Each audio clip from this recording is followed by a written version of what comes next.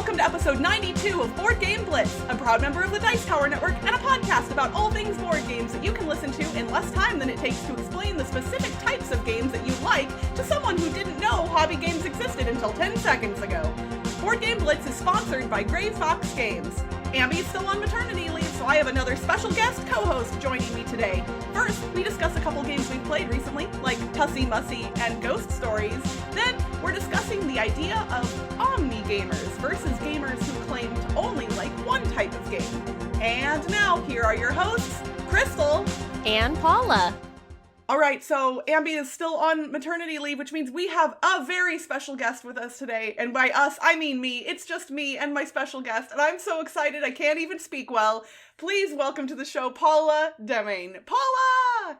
Yay! Hi, everyone. Thank you for having me. Thank you for having me, Crystal. Ambi, thank you for having babies and taking a break so that I could be on the podcast. I'm sure she did it just for you. I know she did. We talked about it 10 months ago. Yes, perfect. Oh, Paula, so I have been a fan of yours since basically the first second I saw your content start appearing online. But for those Blitzketeers who may not be familiar with your work, why don't you introduce yourself a little bit and kind of tell everybody what you've been doing, what you're up to, and all of that nonsense. Yeah, so my name's Paula, if you don't know me already, and I make a sketch comedy series called Things Get Dicey, and it is all about the board gaming hobby. So yeah, it's sketch comedy all about board games, and if you like really board funny. Games, these jokes are for you. Thank you so much. I love it so much. It makes me laugh, so I always hope it at least makes one other person laugh other than me. So yay, one other person. That's the main board game related thing. I do some other podcasts that are not board game related, but hey, you're listening to a podcast right now, so I'm going to pimp those out real quick. You know, if you like fiction, specifically romantic comedy, I make a fiction podcast that is a holiday rom-com a la Hallmark Channel Christmas movie. It's called Deck the Halls with Matrimony, and you can find that under the production company Sasquatch Radio, and that's spelled sass like sassy. Quatch, Quach. There's no T because it's not actually like Bigfoot. Anyway, that's that. And then I have another podcast that I guess is board game adjacent called Death by Monsters. I host that with Matthew Jude and Nick Murphy, which is how it's board game adjacent. But we don't talk about board games, even though all three of us make board game content. We talk about monsters, mysteries, and the unknown. And that's a nonfiction podcast. So yeah, those are my three like main things right now. The clips that you guys upload to Twitter specifically, or like social media of the Death by Monsters, like every time I am just like, these three people, I want to listen to you all talk forever, basically. Thank you. And oh boy, if you only heard the unedited versions of the podcast, it would feel like you were listening to us talk forever. I mean, I know that Matthew Jude is shy, like, in person sometimes, but I know that once you get him talking, and same thing with Nick, like, the two of them could go forever, for sure. They just know how to, like, turn it on. Yeah. And then it is so fun. I do a lot of improv in my, like, regular life, and it's just always so fun when you get to talk to people who are really good at, like, improvising off of whatever you've just said, or, like, going with a bit, and they're both so good at that, and it's just the most fun. It's interesting. I know we're gonna go. This episode is gonna be just like my past episode with the guest host. We're gonna go on some tangents, and hopefully everybody's okay with that. But I was in an improv troupe in high school, so obviously like not professional, not super great, but like one of the drama teachers decided to do an improv group, and it was a lot of fun. And I'm a big fan of the TV show The Good Place, and Mark Evan Jackson, who plays Sean in that show and also hosts The Good Place, the podcast, has talked at length about how improv is a really valuable skill for just about anybody to learn and can help with a lot of different things, like doing business presentations and just being a little bit more confident in your speaking skills on a daily basis. And I've been actually like in the back of my brain rattling around with, man, should I take an improv class again? And I kind of want to, but my schedule is so busy. Do it. No, boy, I can relate to that. There's one specific school, like for 3 years, I've been like, I'm going to take an improv class there. And I just don't have time, so I haven't. But yeah, I would say for anyone who is curious, like let go of the fear of needing to be funny when you do improv and just like try it. if you're curious about it, because it really is just learning how to think on your feet and listen and be present with everyone around you. And if you can tap into that, it really opens up. You'll surprise yourself with the things that you come up with. And then funny things will just naturally happen because you're making it up as you go. You're thinking on your feet, something funny will happen. You don't have to worry about trying to be the funny person. So yeah, I say do it. Improv is great for, like you said, all sorts of things. Absolutely. And I know a lot of people kind of in life in general, you kind of spend time just waiting for the other person to finish talking so you can say what you want to say. But improv kind of teaches you to, again, actively listen to what they're saying and use it in a meaningful way. And I think that makes you a better listener in general. Like, really, you should be paying attention to what other people are saying and not just waiting for your turn to speak. Yeah, that is such a good point. I love that. I hadn't even thought of that specifically, but you're so right. Yeah, because in improv, it's like respond to the very last thing that the other person just said to you. So yeah, you can't be in your head thinking about, okay, well, next I'm going to talk about this. You have to be listening to what they say so that you can build off whatever they've said. And then they'll build off whatever you've said. It's just, it's great community and teamwork. It is. And I think most people assume it's just about comedy. And obviously the end result often is, but it doesn't have to be. So yeah.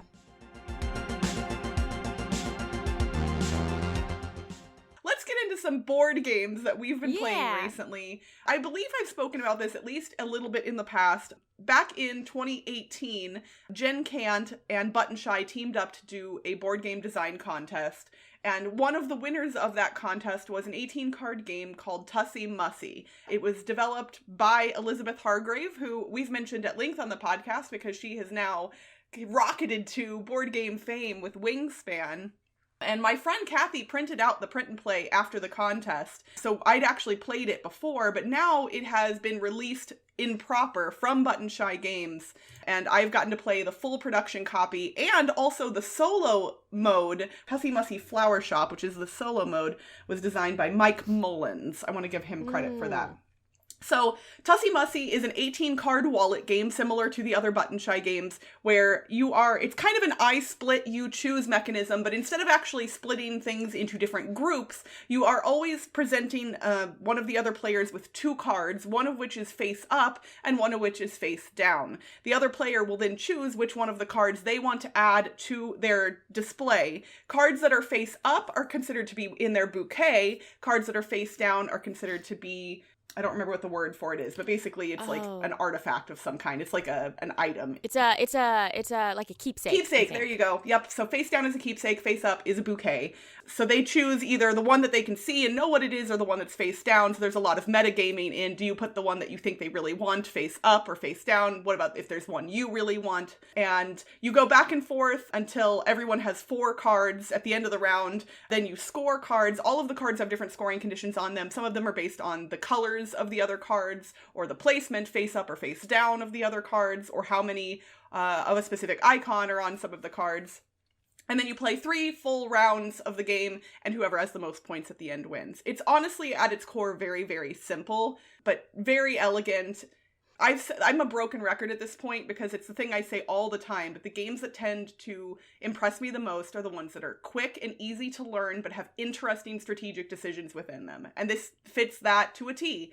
So I loved it when I played the print and play version of it, and I love the production copy now. I believe there might be some mechanical differences from that version to this version, but it has been long enough since I played the original version that I'm not certain what those might be. I know the language has changed in the rulebook a little bit. And the artwork is by Beth Sobel, who we've also talked about a lot on this podcast because I love her stuff. Her stuff's so great. It's just beautiful. The game it's so nice to look at, and I love the flavor text on the cards. It tells you what the flowers meant in Victorian, when you were sending the flowers. And I guess maybe this is where we get our idea of the meaning of flowers today. If you send carnations, it means this. If you send yellow roses, it means friendship or whatever. I don't remember.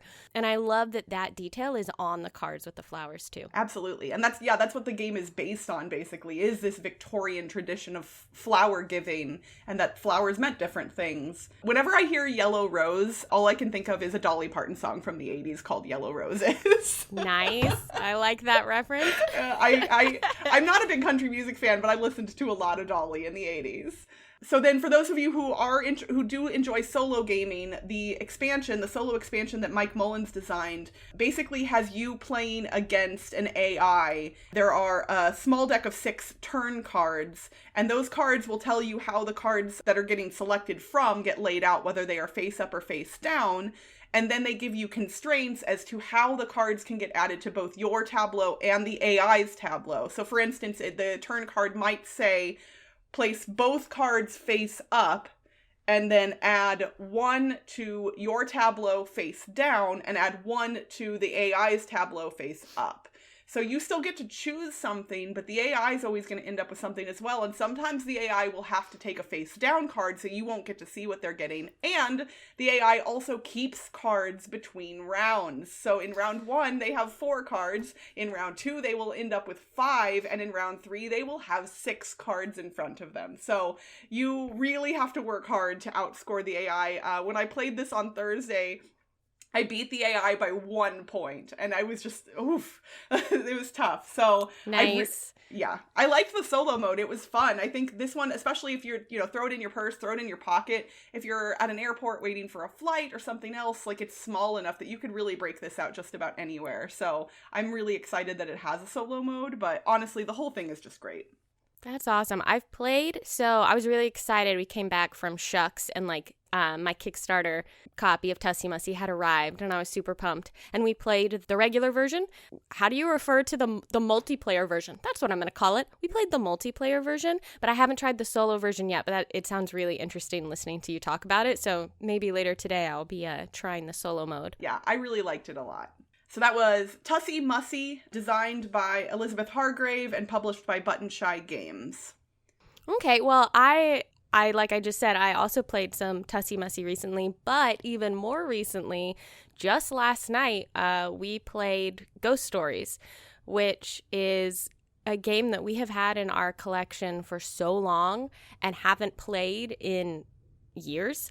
And we're like, you know what we should do? We should play Ghost Stories again. Remember how hard it is? We'll probably lose. Well, and it's October, so Ghost Stories feels very appropriate. Right? It was. I was like, yeah, this is great. Halloween's coming up. So we played Ghost Stories. So Ghost Stories is designed by Antoine Bauza, and it's published by Repos. At least my copy is. I don't know if there are multiple editions of it or not. With games this old, sometimes it's really hard to keep track. They get published by, well, it's like we have this copy of Betrayal House on the Hill that is its first edition, and like it's so different. Oh, so it's got the orange box then. Yes. Yeah. And has like the guy like clutching his werewolf changing face, on the cover, and it's like completely different. And who published that one, I think, is different from like the second edition. Anyway, the tokens in that orange edition are the worst because they're all specifically named, and you have to find the exact right token. We just don't, to be honest. We just find the first token. We're like, this says monster. It's a dog now, and we just because it's too much work. Yep. But anyway, that's another spooky game. But we're talking about Ghost Stories. So in this game, you are Taoist monks, I think. Yeah, I don't know. I hope I'm getting that correct. But you're monks, basically, and you are trying to protect a village from the incarnation of the Lord of Hell. So getting dark, Wu Fang, and he has legions of ghosts that come in and haunt this town. And so basically in front of you, you have your player board, and it has slots for 3 ghosts to be able to fill.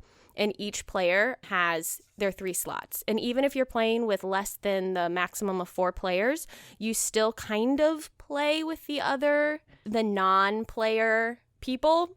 We played it 2-player. And so we weren't controlling the other 2 characters in the game who weren't being used, but ghosts could still go into their slots, and we needed to be aware of how their ghost slots were filling, and then whether or not they were losing their life points, because once they lost all their life points, we could no longer access their special powers. So you have a special power, something you can do, like mine was I could move to any space because I had like flying power, and Lawson's was he could re-roll die. So what you're doing is you're moving around through the village, and each space has like a special power you can activate when you land there. That might let you get rid of a ghost, or it might let you take some tokens that are going to help you exorcise a ghost. Or instead of using the space's special power, if you're lined up in front of an actual ghost, you can then roll some dice and use some tokens to try and exorcise the ghost.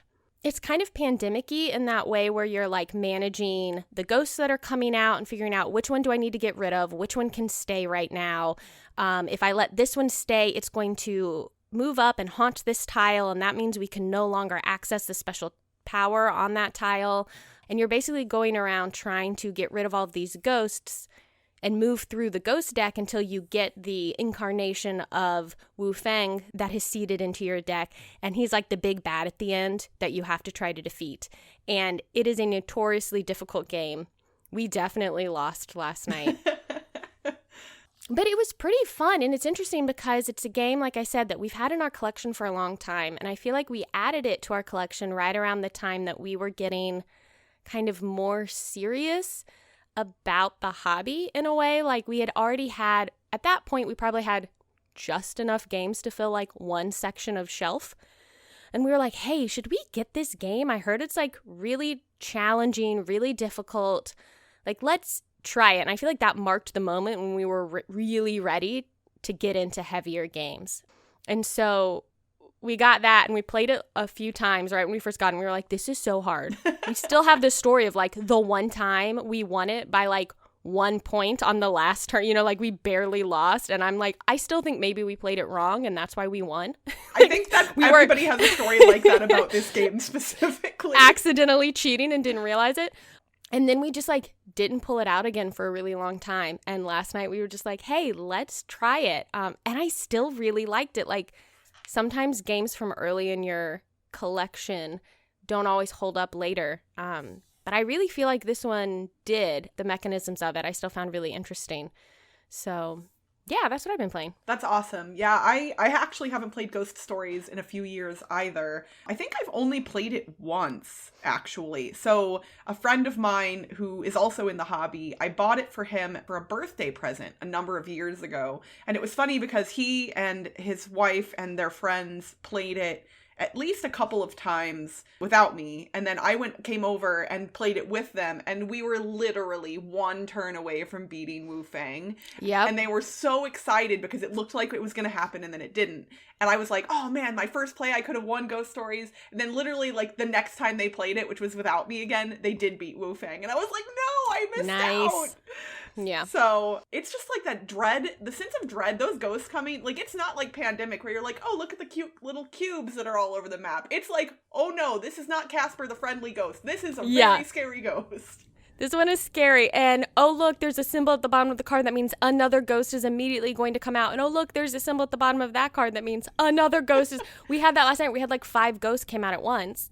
And then one other thing happened. And then Wu Feng came out. And we were like, oh, actually, I think we could beat Wu Feng. I had like 3 green tokens. That means we just needed to roll 1 green die to beat him. And I couldn't get over there in time to try and do it because another ghost haunted a tile. It haunted like our 3rd tile, which meant we auto lost the game. And we're like, darn you, Wu Feng. Yeah. Awesome. And yes, it is. I just want to confirm, I questioned myself earlier, but you are playing Taoist monks. Nice. So it is. That is what it is. Very cool.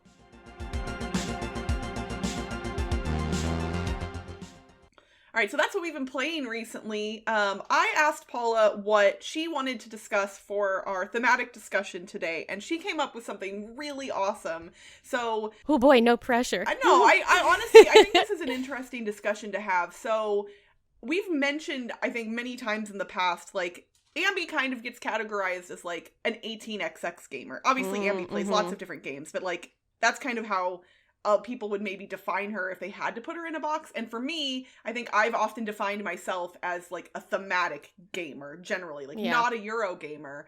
But there is this omnigamer term, and that kind of in general would apply to somebody who will play any type of game, theoretically. But what is an omnigamer? Should gamers be put into boxes? Are these definitions useful? Honestly, at this point, I'm not sure, but I think we're going to maybe try and suss that out here today. Yeah, ooh, we're gonna dig in deep, see what we can. Yeah, I don't know either. So we'll just throw out some things and see what we come up with. So yeah, so how would you define what an omnigamer is specifically, Paula? I think I would say an omnigamer is someone who is equally happy to play Castles of Burgundy and One Night Ultimate Werewolf and, I don't know, a Blood Rage or something, like someone who is like, I love a miniatures game. I love social deduction. I love a dry Euro. I love, pull out the Knizia game, and someone who really enjoys any kind of game, I would say is an omnigamer. Okay. So would you consider yourself to be an omnigamer? What's interesting is when I first saw the usage of this term, I saw it on a t-shirt and I was like, wow, that's a really cool t-shirt, but can I wear that shirt? Like, am I an omnigamer? I don't think I am, because I tend to think of myself as someone who I'm not a Euro gamer. I love games with theme. Give me an Ameritrash game, but I don't know how true, maybe that's how I started in the hobby, but I don't know how true that actually is now. I really I just played Concordia for the first time recently, and I really liked it. That's a pretty dry Euro. You're trading goods in the Mediterranean or whatever, so I think maybe I am an omnigamer. And I just recently started playing some war games with my husband, and I've been enjoying war games, so I think maybe I am an omnigamer. Okay. I think I'm happy to sit down and play just about anything. I mean, okay, there are some games that I am maybe I'll skip that one. I do like theme a lot, though. It's tough. It is. And I think it's getting tougher for gamers to define the types of games they like because game designers and game publishers are making more interesting games that kind of blend these more traditional tropes together in ways that we haven't seen before. So, yeah. And I think for me personally, I think I am also an omnigamer, but I believe that I sometimes define myself more specifically and less broadly as a means to make social interactions surrounding board games more easy for myself. Yeah. And that's a weird way of describing it, but I will play, I just played Castles of Burgundy for the first time a couple of months ago. I had been way behind on Castles of Burgundy. I've still never played it. Oh, you know what? I hadn't. And I was I have to play this game. And it's funny because when it comes to dry Euros,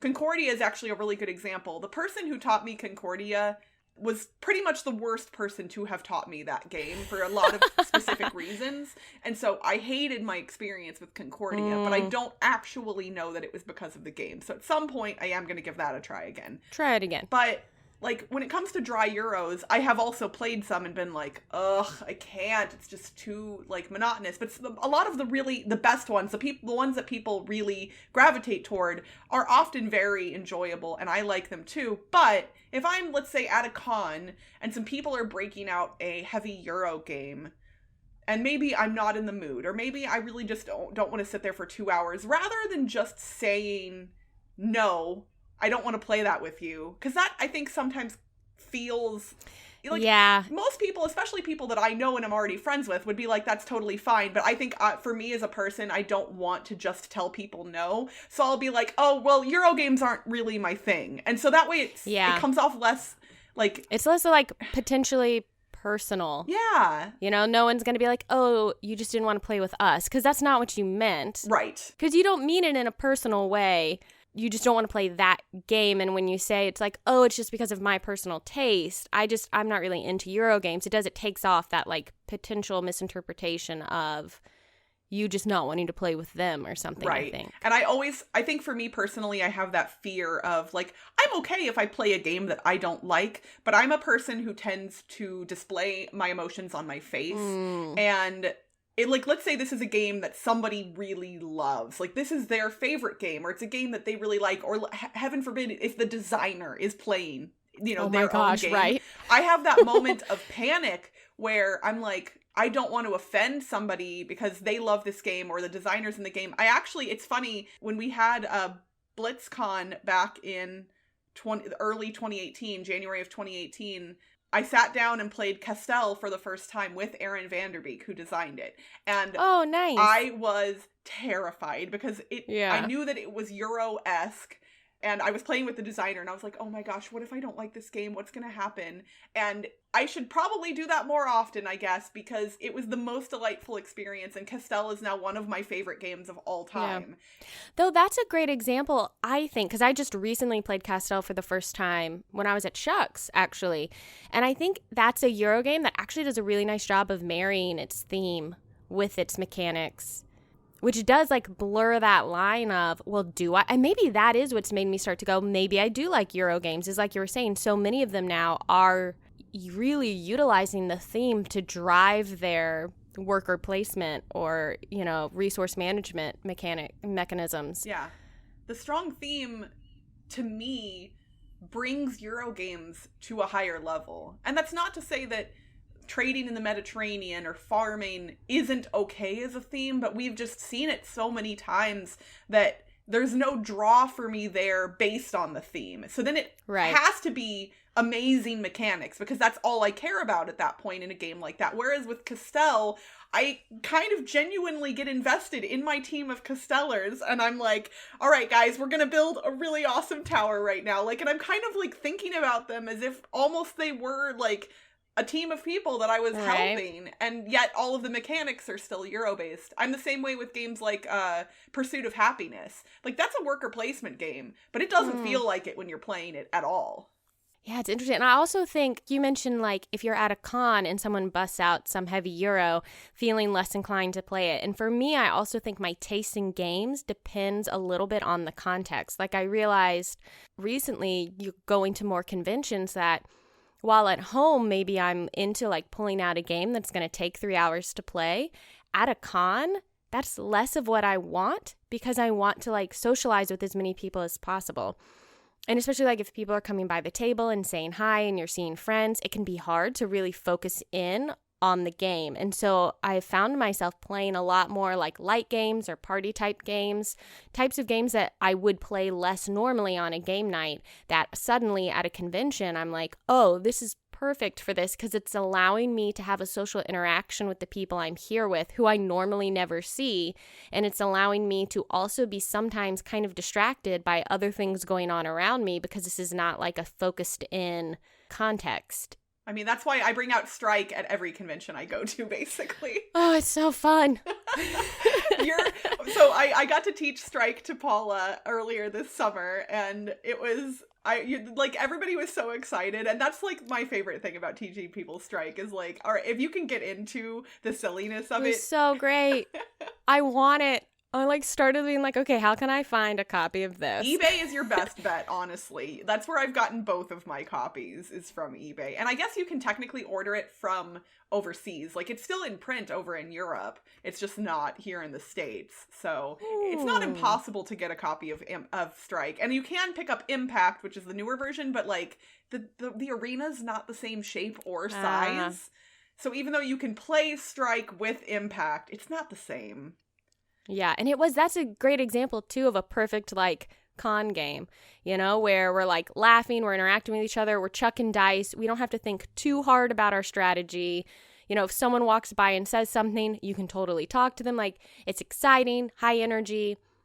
For me, personally, that's a great con game. Absolutely. And I think something you brought up there was a really good point, too, about, like, the types of games being very situational. I actually, somewhat recently, came to discover that somebody in my game group who I've been playing games with for years didn't actually have a good idea of the types of games that I like, because our game group meets on Thursday evenings. So I've been at work all day, and then I have to go to work the next morning. So I tend to only stay for maybe about 3 hours tops. Yeah. And often I don't want to get into a 3-hour game because sometimes, you know, like those can run longer, or you've got teach time, set up, take down, all of that. So on Thursday evenings, I tend to play mostly light to medium games only.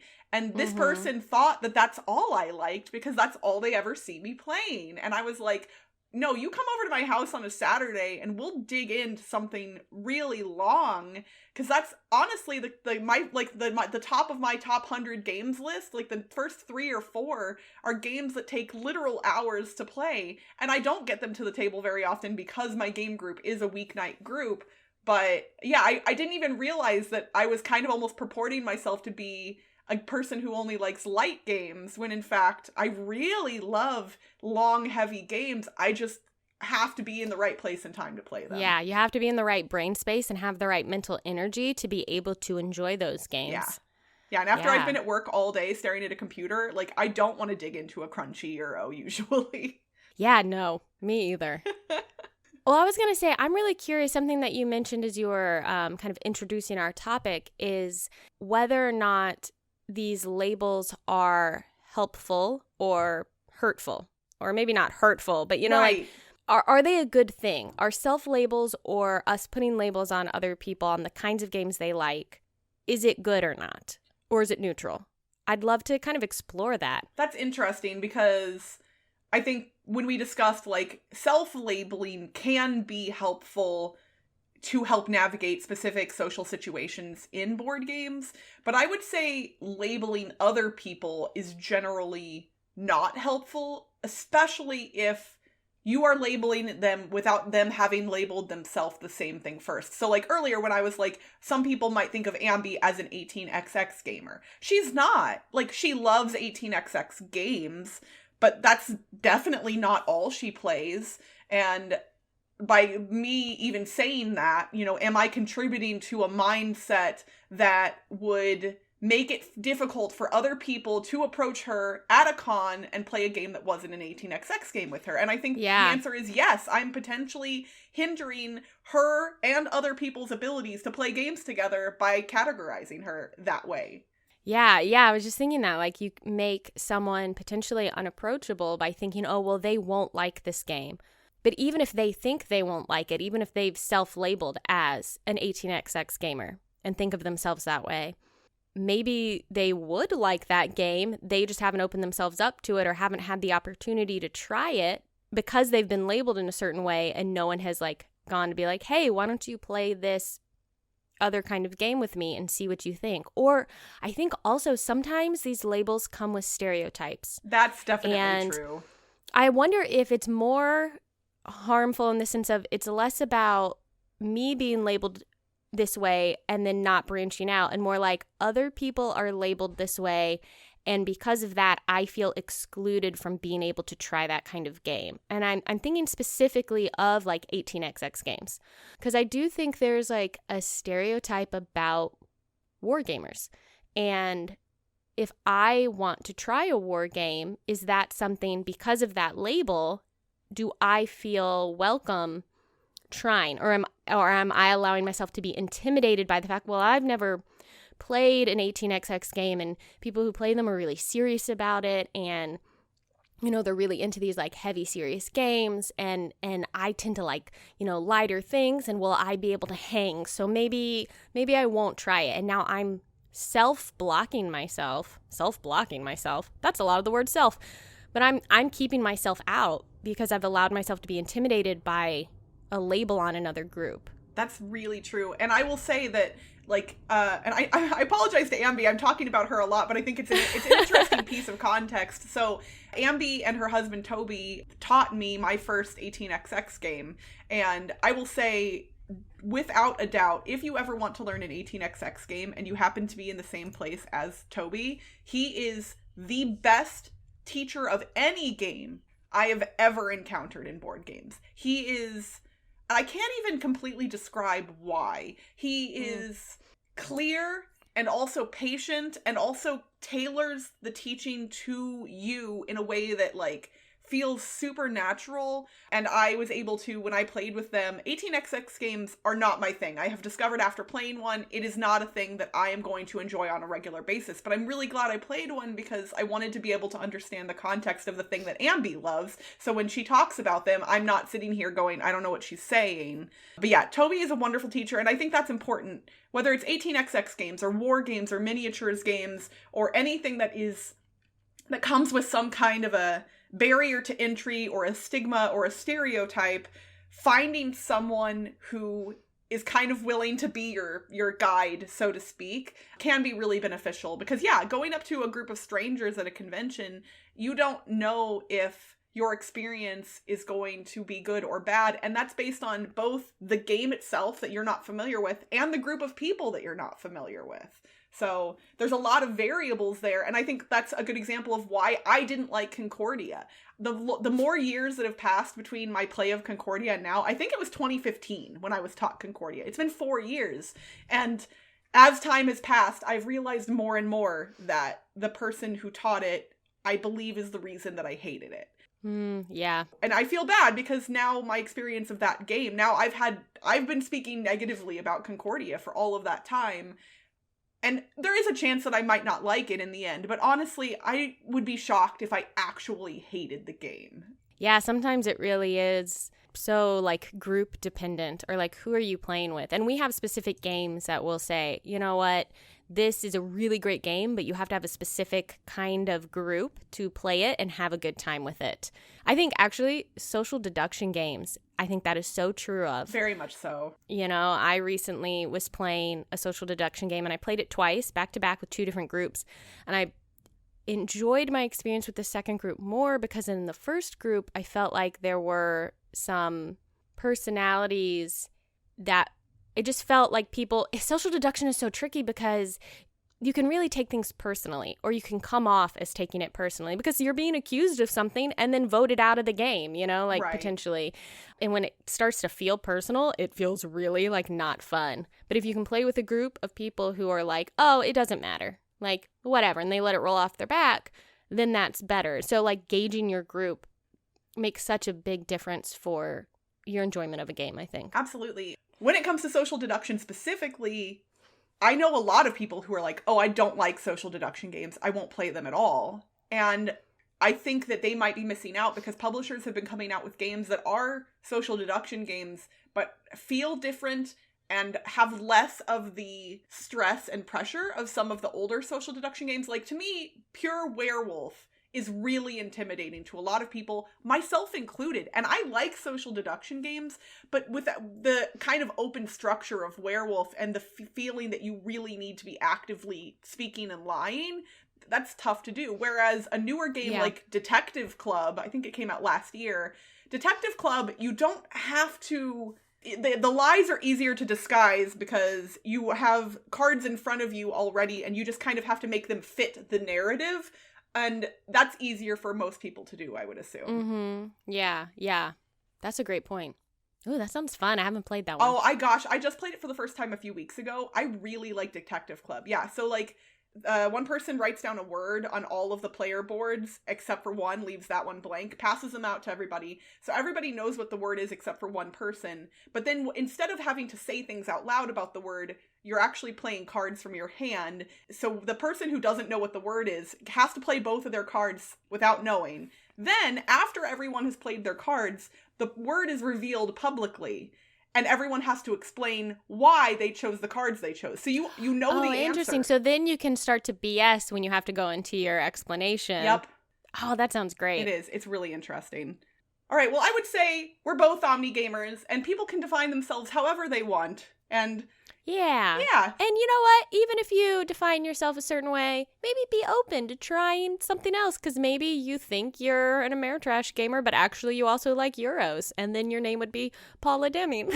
That is a really good point. So, Paula, thank you so much for joining me today. If people wanted to reach you, where would they be able to do that? Oh man, if you want to reach me, Twitter's probably the best place, and you can find me in 2 places on Twitter. If you want to see just like board game related stuff, you can follow me at Things Get Dicey on Twitter. If you want to see me talk about like also all the other things I'm always doing, which is a lot because I can't say no and I'm way too busy, that's at Paula Deming, which is my name, and that is spelled PaulademIng.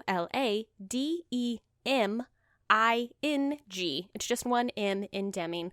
You can follow me there, and from there you'll find access to all the other things like my YouTube and my Instagram and my whatever. So. And definitely make sure to follow Things Get Dicey on YouTube, because that is where all of the board game comedy is coming from, and it is awesome. So thank you. And a new, I don't know exactly when this episode will go up, but as of the moment we're recording it, the next Things Get Dicey episode is coming out. Oh, I just got really nervous. In a few days, I think. Oh, so it will have been released by the time this episode comes out. So no stress. It's already happened. So you've seen it. It's already happened. And didn't you love it? It was amazing. Wasn't it great?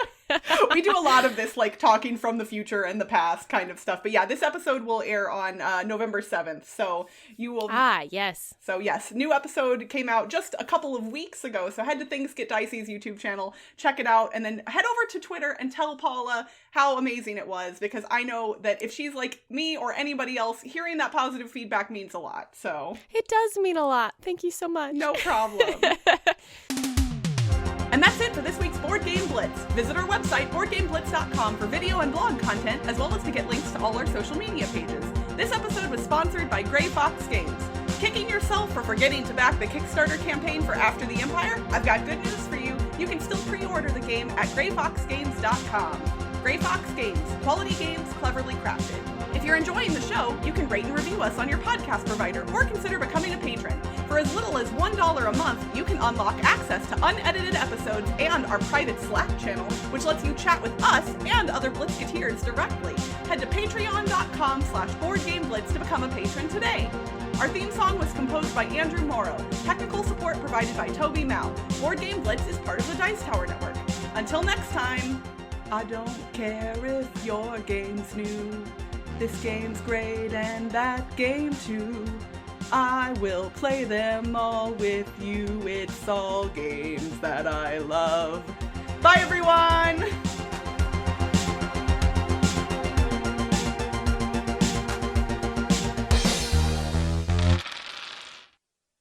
And Mark Evan Jackson, who plays Sean in that show and also hosts The Good Place, the podcast, has spoken?